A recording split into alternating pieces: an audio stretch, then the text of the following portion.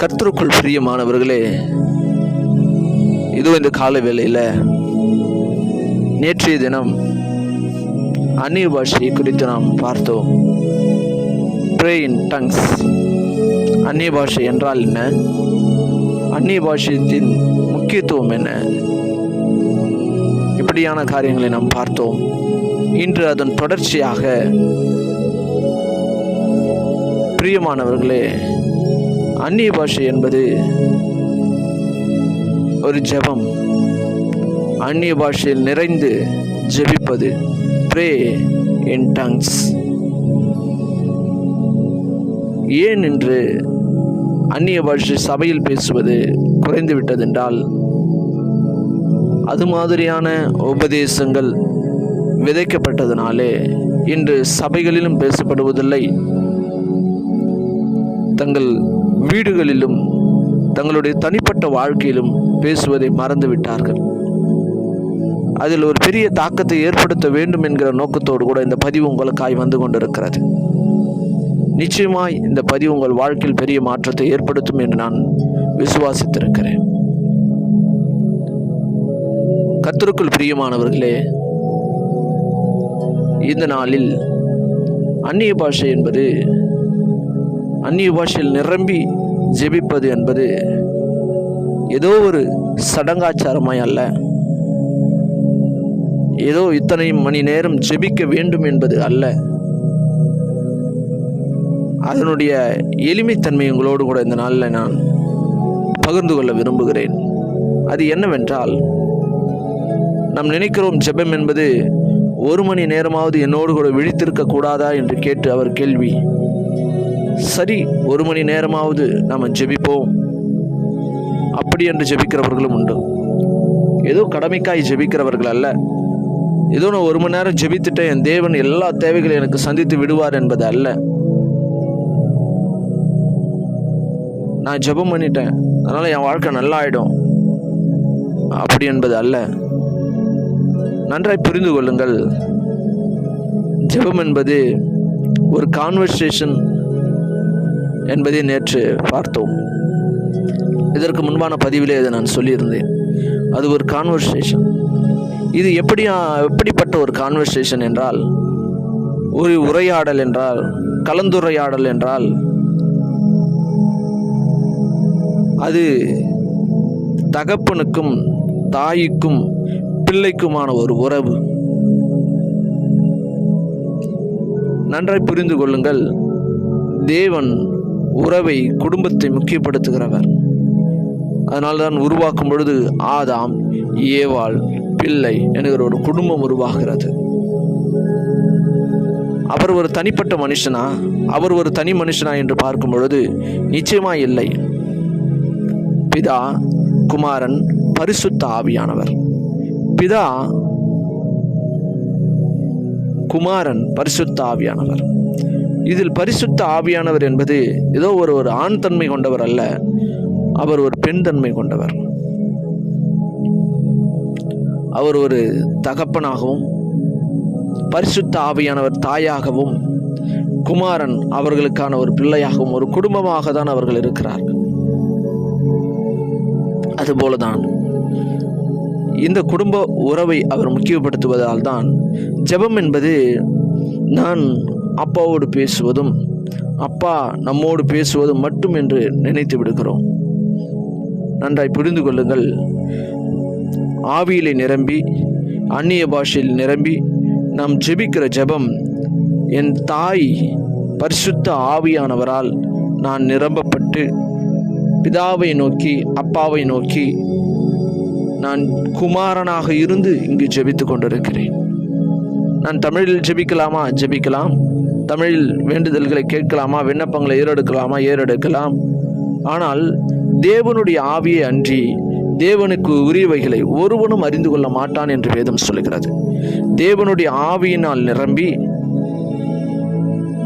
எசேக்கியேல் 2ஆம் அதிகாரம் சொல்லுகிறது, தேவனுடைய ஆவியானவர் அவனை நிரப்பினார், அதன் பிறகு அவன் தேவனுடைய சத்தத்தை கேட்டான் என்று வேதம் சொல்லுகிறது. எனக்கு அநேகர் தேவனுடைய சத்தம் கேட்கவில்லை என்று சொல்லுகிறீர்கள். ஒரு ரகசியத்தை இந்த நாளில் உங்களோடு கூட பகிர்ந்து கொள்ள விரும்புகிறேன். அது என்னவெனில்,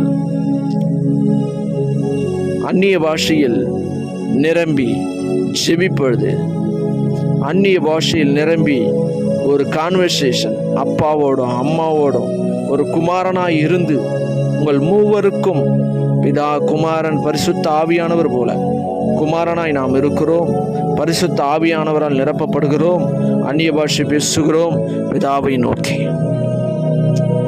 இதுக்கு ஒரு டைம் இருக்குதா?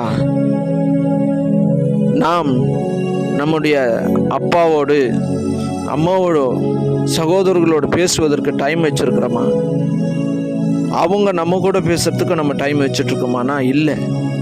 நமக்கு எப்பெல்லாம் தோணுதோ போய் பேசுகிறோம். அவங்களுக்கு எப்பெல்லாம் தோணுதோ அப்போ வந்து நம்மளோட பேசுகிறாங்க. இதாங்க ஒரு உறவு.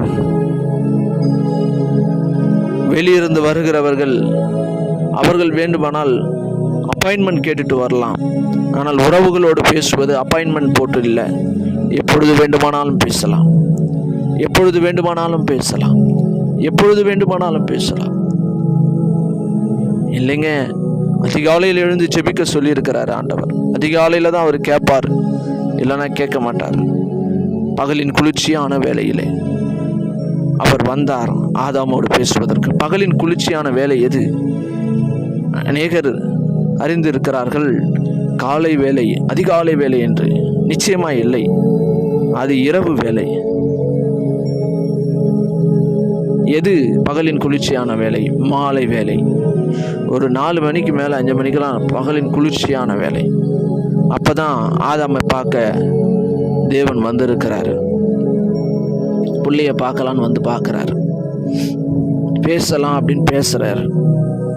கான்வர்சேஷன் பண்ணலான்னு நினைக்கிறார். ஏன் அதிகாலையில் எழுந்து ஜெபிக்கணும்? அதிகாலை என்பது ஒரு நாளின் துவக்கமாக இருக்கிறது. ஏன் அதிகாலையில் எழுந்து ஜெபிக்கணும்? அதிகாலை என்பது காலையில் யாரும் டிஸ்டர்ப் பண்ண மாட்டாங்க, எல்லாம் தூங்கிட்டு இருப்பாங்க. நமக்கு எந்த டிஸ்டர்பன்ஸும் இருக்காது. காலையில் ஒரு புதிய நாளை துவங்குவதற்கு முன்பாக பரிசுத்த ஆவியினால் நிரப்பப்பட்டு நாம் வெளியே செல்லும் பொழுது,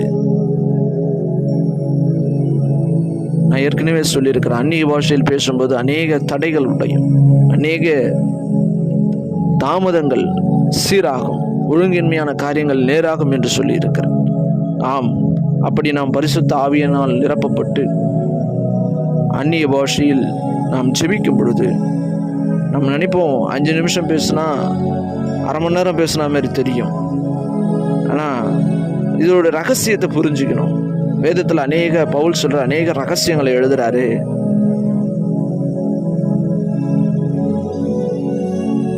இந்த அந்நிய பாஷை என்பது ஒரு சீக்ரெட்.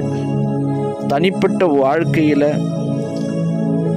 யார் ஒருவர் pray in tongues, அந்நிய பாஷையில் நிரம்பி ஜெபிக்கிறார்களோ, நிச்சயமாய் அந்தரங்கமாய் பார்க்கிற இந்த காரியம் ரகசியமாய் இது யாருக்கு தெரியாது. ஏன்னா அவன் தேவனிடத்தில் பேசுகிறான் என்று வேதம் சொல்லுகிறது. மனுஷர்களிடத்தில் பேசாமல் தேவனிடத்தில் பேசுகிறான். ரகசியமாய் தேவனும் அவனும், பரிசுத்த ஆவியானவரும் அவனும், குமாரனாகிய இயேசு கிறிஸ்துவும் அவனும் குமாரனாய் இருந்த அந்த இடத்துல அவர்கள் பேசிக்கொள்ளுகிறார்கள். ஒரு கான்வர்சேஷன் அங்கே நடக்குது, ஒரு கலந்து உரையாடல் நடக்குது. அதை பண்ணிட்டு நம்ம வெளியே போகும் பொழுது வெளியிருக்கிற மனிதர்களை நாம் ஃபேஸ் பண்ணுவது ஈஸியாக, சூழ்நிலைகளை ஃபேஸ் பண்ணுறது ஈஸியாகிடும். அநேக தடைகள்லாம் உடைக்கப்பட்டு போகும், அரண்கள் உடைக்கப்பட்டு போகும். எளிமையாய், சந்தோஷமாய், சமாதானமாய் நம்முடைய வாழ்க்கையை நம்ம வாழ முடியும். இது ரகசியம். யோபு சொல்லுகிறான் ஒரு இடத்துல, 29ஆம் அதிகாரம் 4ஆம் வசனம், தேவனுடைய ரகசிய செயல் என் கூடாரத்தின் மேல் இருந்தது, இருக்கிறது. தேவனுடைய ரகசிய செயல் அவனுக்கே தெரியல. அந்நிய பாஷை அப்படித்தான், பேசும்போது ஒன்றும் புரியாது தான், என்ன நடக்குது ஏது நடக்குது நமக்கே தெரியாது. ஆனால் நடக்கும் போது தெரியும், ஓஹோ இந்த அந்நிய பாஷை ப்ரேயரில், அந்நிய பாஷையில் நிரம்பி பரிசுத்த ஆவியானவரால் நிரம்பி அந்நிய பாஷையில் பேசுகிற அந்த ஜெபத்தில் இவ்வளோ மகத்துவம் இருக்கிறதா, இவ்வளோ நன்மைகள் இருக்கிறதா என்பதை அப்பொழுதுதான் பார்க்க முடியும். கர்த்தருக்குள் பிரியமானவர்களே, தேவனுடைய ரகசிய செயல் என் கூடாரத்தின் மேல் இருக்கிறது என்று சொல்லுங்கள். வாய்களை திறந்து சொல்லுவோமா? தேவனுடைய ரகசிய செயல் என் கூடாரத்தின் மேலே இருக்கிறது. அந்த ரகசிய செயலில் ஒன்று ரகசியம், அந்நிய பாஷையில் நிரம்பி ஜெபிப்பது. இதை நம்முடைய வாழ்க்கையில் தொடங்குவோமா? இது ஜெபமாய் பார்க்கும்பொழுது ஒரு பெரிய என்னடா இது அப்படின்ற மாதிரி தோணும். அப்படி பார்ப்பதை விட்டுவிட்டு, ஏன்னா ஏற்கனவே ஜெபம் என்பதை நம்ம வெவ்வேறு விதமாக நம்ம கேள்விப்பட்டிருப்போம். அதனால் நமக்கு அது ஒரு கடினமாக கூட தெரியலாம். ஆனால் அந்நிய பாஷையில் நிரம்பி ஜெபிப்பது என்பது, நான் அப்பாவோட பேசுறது, அப்பா என்னோட பேசுறது, நான் அம்மாவோட பேசுறது, அம்மா என் கூட பேசுறது, நான் சகோதரோட பேசுறது, அவங்க என் கூட பேசுறது, இப்படி ஒரு குடும்ப கலந்துரையாடல் தான் அந்நிய பாஷையில் நிரம்பி ஜெபிப்பது என்பது. ஜெபம் என்பதே அதுதான். அந்நிய பாஷையில் நிரம்பி ஜெபிப்பது என்பது ஒரு ரகசிய செயலாக இருக்கிறது. சங்கீதம் 25:14 சொல்லுகிறது, கர்த்தருக்கு பயந்தவர்களிடத்தில் அவருடைய ரகசியம் இருக்கிறது, அவர்களுக்கு அவர் தம்முடைய உடன்படிக்கையை தெரியப்படுத்துகிறார். இது இந்த காலை வேளையில் இந்த அந்நிய பாஷை குறித்துதான ஒரு புதிதான ஒரு புரிதல் உங்களுக்கு வந்திருக்கும் என்று நான் நிச்சயித்திருக்கிறேன். இது ஒரு குடும்பம், தாயும் மகனுக்கும் தகப்பனுக்கும் பிள்ளைக்குமான ஒரு உறவு. இது நிச்சயமாக உங்கள் வாழ்க்கையில் பலன் கொடுக்கும் என்று நான் விசுவாசிக்கிறேன்.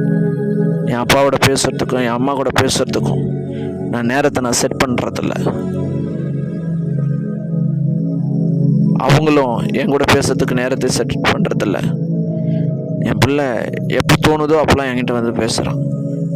நான் எனக்கு எப்போ தோணுதோ அப்போல்லாம் என் பிள்ளை கிட்ட நான் பேசுகிறேன். இடையில எந்த டிஸ்டர்பன்ஸும் இல்லை.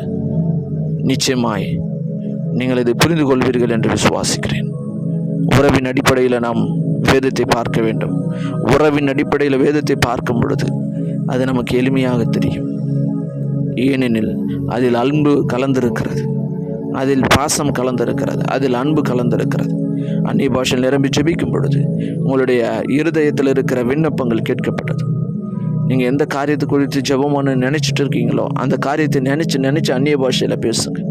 வாயில் தமிழில் பேச தேவையில்லை, இங்கிலீஷில் பேச தேவையில்லை, அதை நீங்கள் சொல்ல தேவையில்லை. நீங்கள் சொல்கிறதுக்கு முன்னாடி அவருக்கு தெரியும். அதையே மறுபடியும் நான் அவர்கிட்ட சொல்லிக்கணும். சொன்னால் தானே தருவார். நீங்கள் கேட்கவே தேவையில்லை. உன் இருதயத்தின் வேண்டுதல்களும் அவருக்கு தெரியும். அந்த காரியத்தை நினைவில் கொண்டு வந்து அதுக்காக அந்நிய பாஷை பேசுங்க. அதில் தேவனுடைய ரகசிய செயலை நீங்கள் பேசுவீங்க. உங்களுக்கு புரியாமல் இருக்கலாம், உங்களுடைய மூளைக்கு புரியாமல் இருக்கும், குருவி மூளைக்கு புரியாமல் இருக்கலாம். இருந்துட்டு போட்டோம். நமக்கு தேவை, அதுலேருந்து நம்ம ரிலீஃப் ஆகணும். அந்த தேவைகள் சந்திக்கப்படும், அந்த காரியங்களிலிருந்து விடுபட வேண்டும், நன்மைகள் நடக்க வேண்டும். இதுதான் நமக்கு தேவை.